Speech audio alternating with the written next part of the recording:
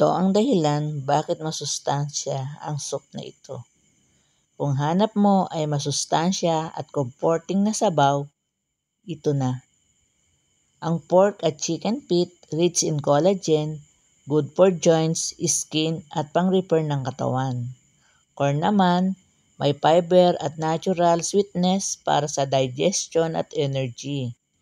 Kundol is low calorie, high water, perfect pang-hydrate, pang-light ng tiyan, at pang-detox. Red dates, superfood yan. May iron, vitamins, at pang-boost ng immune system. Isang bowl lang, kompleto ka na sa nutrient, hydration, at natural healing.